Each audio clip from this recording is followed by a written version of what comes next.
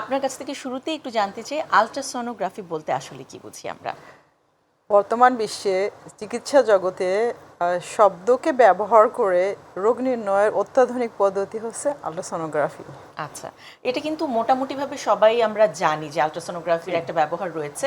অনেকে মনে করেন শুধুমাত্র গর্ভবতী মায়েদের গর্ভের শিশুটির অবস্থা জানার জন্যই বোধহয় শুধু আল্ট্রাসনোগ্রাফির একটা ব্যবহার রয়েছে বা ভূমিকা রয়েছে। এছাড়াও যে আরও কিছু রোগ নির্ণয়ে ভূমিকা রয়েছে, গুরুত্বপূর্ণ ভূমিকা রয়েছে, সেটি কিন্তু আমরা অনেকেই জানি না। সেই বিষয়গুলো সম্পর্কে একটু জানতে চাই। আসলে মানুষের বলতে গেলে শরীরে বেশ বড় একটা পোর্শন রোগ নির্ণয়ের বেলায় আল্ট্রাসাউন্ড ব্যবহার করা হয়, এবং সবচেয়ে বড় কথা হলো যে নির্ভয়ে মানুষ যে একেবারে কোনো ধরনের কোনো হ্যাজার্ড ছাড়া, যেরকম আমরা যখন এক্সরেটা করি, এক্সরে হলে রেটা শরীরের জন্য অত্যন্ত ক্ষতিকর, বাট আল্ট্রাসাউন্ডের কোনো ক্ষতি নেই, আপনি বারবার করে আল্ট্রাসাউন্ড করতে পারবেন। সেই ক্ষেত্রে আমাদের পেটের মধ্যে যে কোনো ধরনের রোগ দেখা গেলে, যেরকম আপনি বলতে পারেন যে লিভার, গল ব্লাডার, ইউটেরাস মেয়েদের, ওভারিস বা পুরুষের প্রস্টেট, এই ধরনের রোগ নির্ণয়ের ক্ষেত্রে আল্ট্রাসাউন্ড ব্যবহার করা হচ্ছে। এবং সচরাচরই আমরা টিউমার বা আমরা যদি সাসপেক্টেড ক্যান্সার বলা হয়, এগুলোও নির্ণয় করা যায়। অথবা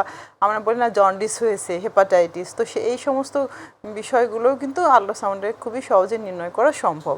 আচ্ছা। এবং বর্তমানে আমি যেটা বলবো যে আমাদের শরীরে রক্তনালীর আল্ট্রাসাউন্ড করা যায়, সেটাকে বলা হয় ডপলার আল্ট্রাসোনোগ্রাফি।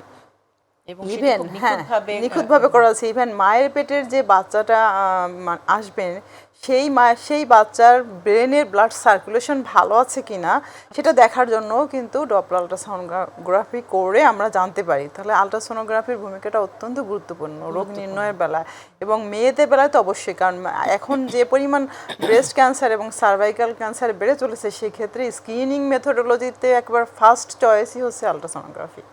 চমৎকার। এবং আপনি এই যে বললেন যে মায়ের পেটের বাচ্চার রক্তনালীর যে অবস্থা সেটি বোঝার জন্য, ব্লাড সার্কুলেশন বোঝার জন্য কিন্তু আল্ট্রাসোনোগ্রাফি একটা বড় ভূমিকা পালন করছে। এই যে অত্যাধুনিক আল্ট্রাসোনোগ্রাফির বিষয়টি আমরা জানলাম, আমাদের দেশে কি এগুলো হচ্ছে? হ্যাঁ, এগুলো হচ্ছে। আমি নিজেও করছি এবং আরও অন্যান্য ডক্টররাও করছেন। আসলে বর্তমানে আমরা এত বেশি সচেতন হয়ে গিয়েছি, এটা আমাদের জন্য অনেক ভালো। কারণ আগত যে প্রজন্ম আসছে, আগত প্রজন্ম যদি সত্যি সুস্থ না থাকে, তাহলে কিন্তু পৃথিবী বেঁচে থাকবেন না, তাই না?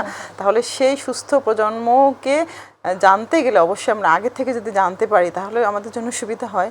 তো সেই জিনিসগুলো করার জন্যই হচ্ছে গিয়ে আগে থেকে আল্ট্রাসাউন্ডগ্রাফি করে তারপরে দেখা যায় যে গর্ভস্থ যে বাচ্চাটা আছে, মানে যে শিশুটি ভূমিষ্ঠ হবে, সেই শিশুটি আসলে সত্যি ভালো কিনা, সে বিকলাঙ্গ কিনা, তার ব্রেনের ব্লাড সার্কুলেশন ঠিক আছে কিনা, এই ধরনের সমস্যাগুলো যাতে আমরা আগে থেকে জানতে পারলে সুবিধা হয় এবং সেভাবে ব্যবস্থা নেওয়া যায়।